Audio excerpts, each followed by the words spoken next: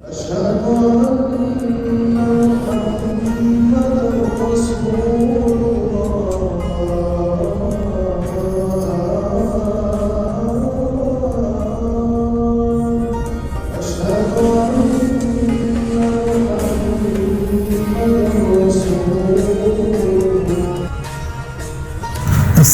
আলাইকুম রহমতুল্লাহি ওয়া বারাকাতুহু। প্রত্যেকটা মানুষের জীবনে একটা স্বপ্ন থাকে। যারা আমরা মুসলিম রয়েছে তাদের প্রত্যেকের একটা জীবনের স্বপ্ন হচ্ছে একবার উমরা করা।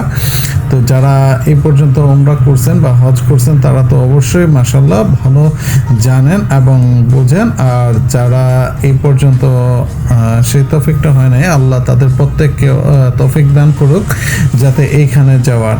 কারণ মক্কা ও মদিনার যে আবহাওয়া, বিশেষ করে মদিনাকে বলা হয় নিরাপদ নগরী। এই নগরের আলো, বাতাস, ঘ্রাণ প্রত্যেকটা জিনিস মানুষের মনে এমন এক পরিস্থিতি তৈরি করে যা সবসময় এটার অনুভূতি হতে থাকে।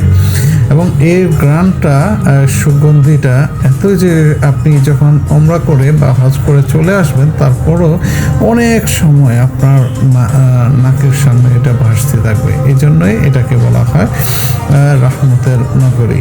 এই ঘ্রাণ পৃথিবীর কোথাও অন্য কোনো দেশ বা অঞ্চল বা রাষ্ট্র বা নগর কোথাওর সাথে আপনি মিল পাবেন না।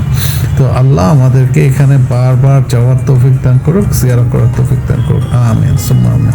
আসসালামু আলাইকুম ওয়া রাহমাতুল্লাহি ওয়া বারাকাতুহু।